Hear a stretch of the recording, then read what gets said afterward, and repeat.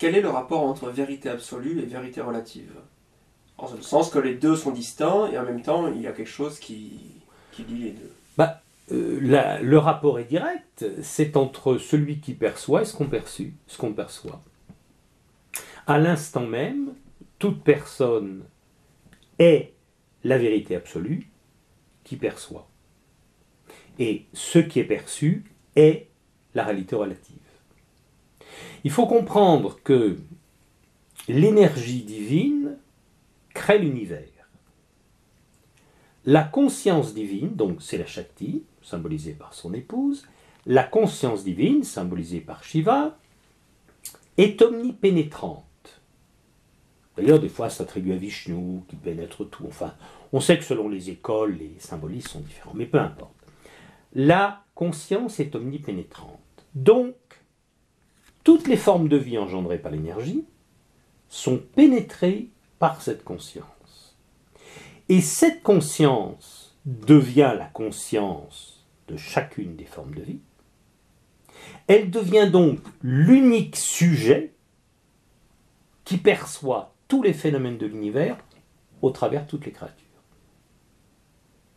Et cet unique sujet, c'est le soi, qui est pure conscience. Donc le soi de chaque créature est la conscience présente en lui qui perçoit.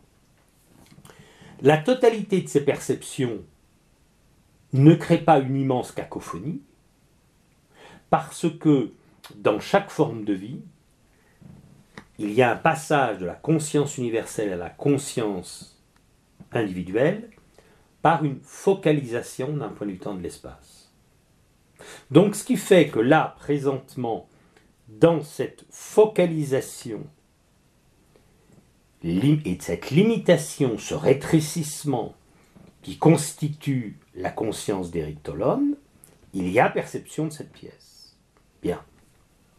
Mais les profondeurs de la conscience sont sans contenu et sont universelles.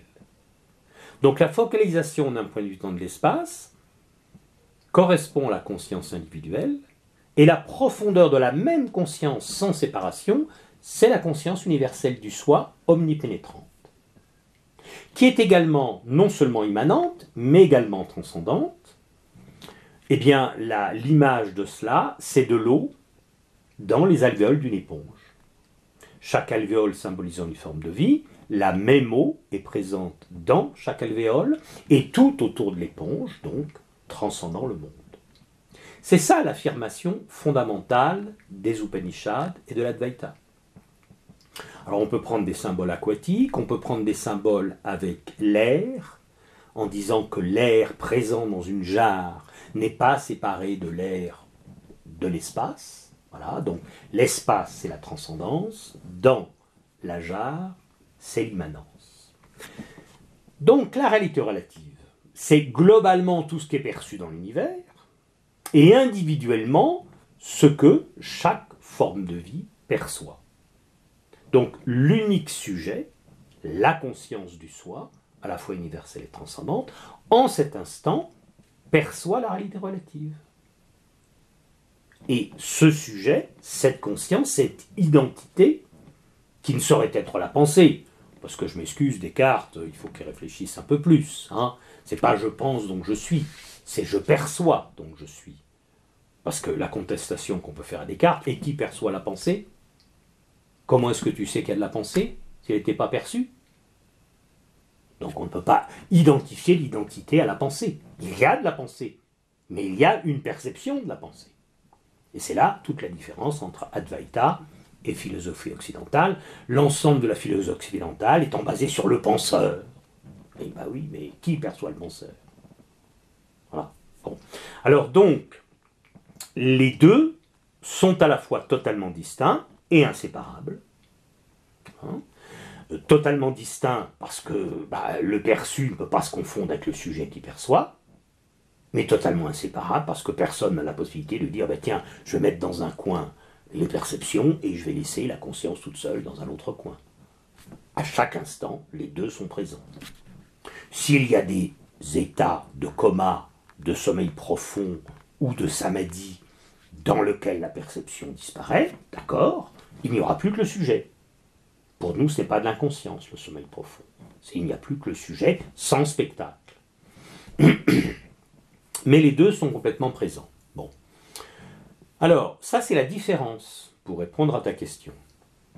Maintenant, ce que l'on veut dire par là aussi, dans la voie du milieu de Nagarjuna, qui est tout à fait sur ce point en parfait accord avec l'Advaita, c'est que le sentier correct se trouve pile entre les deux. Il ne faut ni tomber dans la réalité absolue, ni tomber dans la réalité relative.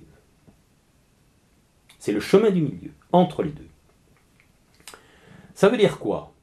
Tomber dans la réalité relative, on le sait. C'est ce que font énormément de gens. Ils ne s'occupent que de la réalité relative. Bon. Entre les parties de football et la politique, ça y est, et puis les petites histoires de maîtresse et de femme, hop, leur vie est remplie, il n'y a plus rien, il n'y a plus de place. Bon, voilà, ils sont dans la réalité relative. D'accord. Et puis, si je ne m'occupe que du soi, je cherche à fuir la réalité relative, je me réfugiais dans la contemplation, dans le silence, dans le vide, etc. Je tombe de l'autre côté. Parce que, au fond, dans un premier temps, on se dit, oui, lui, il s'occupe de la réalité absolue, c'est plus élevé, c'est supérieur à ceux qui s'occupent de la réalité relative. Dans un sens, oui, on peut le dire. Mais il manque quelque chose de fondamental à cette démarche de fuite dans l'absolu, de refuge. La question fondamentale, c'est d'où vient le relatif? C'est forcément de l'absolu. Donc l'absolu a créé le relatif, et puis quoi? Puis il s'est trompé, au fond. Puis il y a un petit bonhomme qui est là, il dit l'absolu s'est trompé, moi je vais rectifier le tir, je vais repartir vers l'absolu. C'est aberrant. Donc il n'y a pas une compréhension de pourquoi existent les choses. Pourquoi existe la manifestation cosmique? Pourquoi tout ça est perçu? Et c'est vrai qu'un ensemble de gens qui s'intéressent aux doctrines orientales, ils ne le disent pas clairement. Parce que quand on le dit clairement, ça paraît absurde. Mais globalement, l'ensemble de leur attitude sous-entend que on s'est trompé, quoi. Il faut émigrer dans l'absolu, il faut quitter le relatif. Non, c'est une erreur. Donc, c'est l'absolu qui a engendré le relatif. Le relatif, c'est le spectacle que la Shakti donne à l'absolu. Alors, ce spectacle de la perception était-il absolument nécessaire ou prévisible? Non, on ne peut pas dire qu'il était obligatoire. Rien ne peut contraindre l'absolu.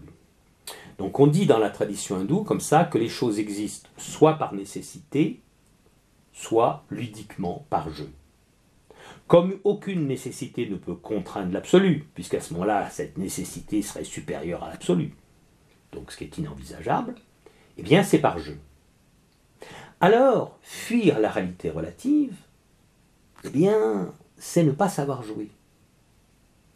Et par là même, considérer que l'absolu qui a engendré tout ça s'est trompé en créant ce jeu. C'est profondément erroné. Alors, on voit que c'est un jeu par un élément de comparaison. Parce que quand j'ai la sensation de mon existence, de mon être en tant que pure conscience infinie, eh bien, déjà, rien que la perception de la focalisation, de l'attention, de la conscience, cette petite pièce, ce petit paysage, ce petit corps, c'est très étroit. Et donc, on a déjà une relation entre immensité et limite. Et puis, on voit aussi qu'il y a une relation entre absence de temps, intemporel, éternel, illusion du temps. Absence de forme et de couleur, forme et couleur.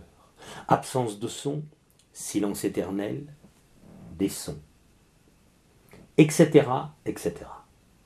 Et donc, tous les éléments, on voit de la perception de la réalité relative sont le contraire de la réalité absolue.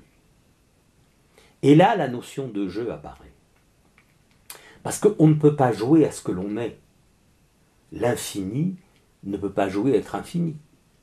Hein, c'est comme une petite fille qui dit ah ben je vais jouer avec la petite fille d'un tel. Ben non, elle l'est déjà, c'est pas drôle. Elle va jouer à ce qu'elle n'est pas, une princesse ou une sorcière ou je ne sais quoi. Quelque chose d'intéressant. Bon. Eh bien là c'est pareil. L'infini joue au fini. L'intemporel joue au temporel, etc. Et c'est là, pour la personne qui ne s'identifie plus à ce petit bonhomme-là, où la vie devient lila, le jeu divin, hein, la distraction, une distraction au sein de l'éternité. Voilà donc ce que l'on peut dire sur réalité absolue, réalité relative. Elles sont complètement distinctes, mais elles ne sont pas séparées. À chaque instant, les deux sont là. Et puis la réalisation, c'est quoi? Puisque je suis déjà l'absolu. Tout le monde est l'absolu. Tout le monde est le soi. Bon, l'intellect le sait ou ne le sait pas, mais tout le monde est le soi. La réalité relative, tout le monde la connaît, elle est la même pour tout le monde. Pour le sage ou l'ignorant. Alors c'est quoi la réalisation? Eh bien, c'est le reflet de la réalité absolue dans la réalité relative. Le symbole du reflet est intéressant parce qu'on ne prête pas d'action au reflet. Et donc, le phénomène de la gnose, du vécu de la gnose, c'est lorsque se produit ce reflet. Lorsqu'il y a ce reflet, il y a un vécu. Et c'est ça la réalisation, lorsque ce reflet est constant. Donc, c'est la réalité absolue dans la réalité relative. Chez l'ignorant, la réalité absolue est méconnue. C'est comme si elle n'existait pas, il est dans le relatif. Chez une personne qui aurait la connaissance de l'absolu, mais il n'y aurait pas un reflet constant, bah oui, il y a une connaissance, c'est bien, mais pas de reflet, pas de vécu au sein du relatif. Donc ce qui compte, c'est d'instant en instant, dans le relatif, la qualité de vie de la gnose. Est-ce que vous vivez cette gnose dans le présent? Est-ce qu'il y a un vécu d'être le soi par reflet dans le présent ou il n'y a pas? S'il n'y a pas ce vécu, votre connaissance du soi est une connaissance théorique. Hein? Bon, ça vaut pas grand-chose. Ou une connaissance du passé, vous avez peut-être eu des moments de ce qu'on appelle d'illumination, de samadhi, de ce qu'on veut. Bah oui, mais c'est du passé. Ce qui compte, c'est d'instant en instant. D'instant en instant, l'absolu se reflète ou non dans le relatif. D'instant en instant, le relatif est éclairé par l'absolu. Et dans cet éclairage, il prend une saveur différente. Parce que, comprenez, écouter un son en tant que petit homme classique, c'est l'écouter avec le mental, connaître ce son, l'avoir catalogué.